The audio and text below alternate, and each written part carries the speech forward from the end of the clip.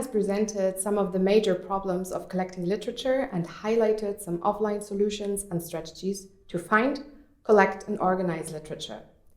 Where to search for references depends on what purpose your search has. This then influences what types of literature you are looking for and how mobile and stationary the sources are.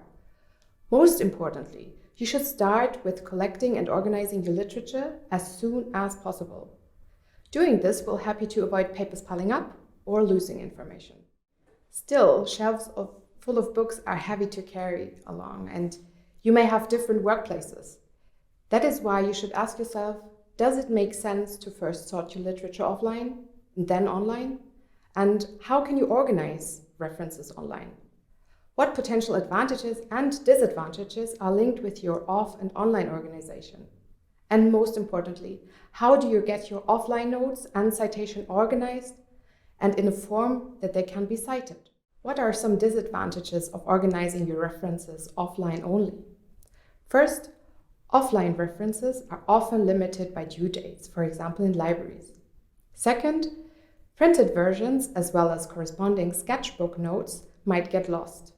Third, you cannot really carry along your heavy shelf of books.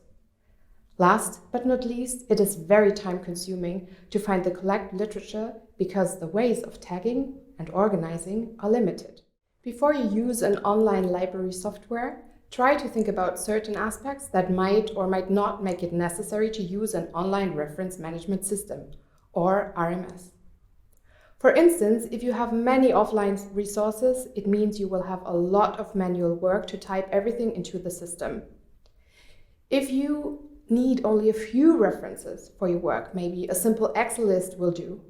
If you decide to use an online library, you should collect and organize your references online very early on, so you can avoid managing two libraries. That means the books in your shelf and the folders on your computer simultaneously.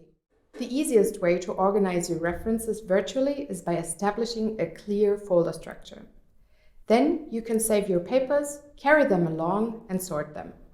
You will still have to spend some time manually naming the individual files. However, this saves you time in the long run. You may not be able to attach notes directly to the reference as you might with a physical reference, but you can use comment and highlight functions within files such as PDFs. Just note that when it's time to create a reference list, you'll have to do this manually. A more advanced strategy could be to create an Excel list. It has all the advantages of the folder solution, plus you can add a column where you can add notes and even hyperlinks to the text files. Such a list, however, is even more manual work concerning the creation and the citation later. Manual work is always prone to typos and formal mistakes. So both the folder and the Excel list solution provide a basic virtual library and might be a good compromise in some cases. Due to the high amount of manual work, it might not be the most reasonable solution yet. If you use a lot of online sources, need a lot of different citation styles, and want to save a lot of time and nerve, you could register or get a university license for a reference management system. Currently, there are many different RMS available. Each one of them has its advantages and disadvantages. For a detailed comparison and recommendations when to use which RMS, please follow the link found in the resource section of this module.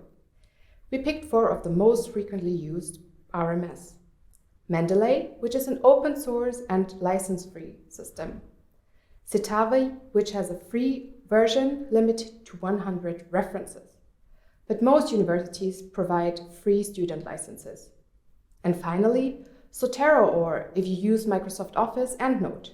To give you an idea of how to work with a reference management system, we'll show you some features of Mendeley as an example. Let's apply the information to look for literature on reference management software on Web of Science. Make sure to select the right search key and relevant search criteria to narrow down the research. Using the Mendeley web importer facilitates to add references to the Mendeley library. If a PDF file is available, Mendeley will offer you directly to view it. Click on Add to Mendeley to upload it to the library and sign in if necessary. The importer will display all the references which appear in the document. Choose the one you prefer and add it to either your general library or existing folders of your Mendeley library. Green ticks indicate a successful upload. If there is no PDF available for the selected references, there will be no pop-up on the right side and it will be displayed in the selection box. You can, of course, add the reference nevertheless. To view the references in your customized Mendeley library, click on the Sync button. Make sure to check the bibliographical information and add further tags or notes to the reference.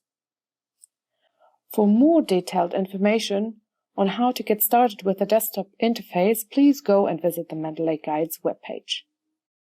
Remember that you can save time with citing by using the Mendeley plugin for Word. You can easily add in-text citations with it. Just ensure that the library is open, go to References, then click on Insert Citation and add one or more fitting references. The reference list can be created by clicking on Insert Bibliography. The citation style for the whole document can quickly be adjusted according to the requirements by selecting the preferred one under Style. Imagine you had to do that manually. Now that you have your references all nicely sorted and structured, you can start to make notes. Whether you're a manual writer or a keyboard writer, it is very useful to include the author, title, page number to your sheets and also note down if your notes are your own words or direct citations. There are some useful tools to digitally work with your references, such as Liquid Text or Remarkable. Depending on the text type you are working on and the journal or audience, you should check the guidelines concerning citation. An RMS really helps you to save time in the note-taking phase. Not only does it facilitate note-taking in PDFs, which can be attached to the references, but via a plugin you can also cite while working on your text. A reference list will be automatically created that only contains references from the text and vice versa. Also, it makes it easy to change the citation style. For instance, if you have to submit a manuscript to another journal with different citation guidelines. In order to really save time and most of all nerve, here are some useful tips for working with an RMS. Please make sure to install the plugin for your text editing program. Check if it works properly. All of the references you want to include in your text should be uploaded to your RMS. To make sure that the automatic in-text citation works correctly, check the bibliographic information in your references and if you have selected the correct citation style. Finally, go through your reference list to confirm that all of the entries are correct.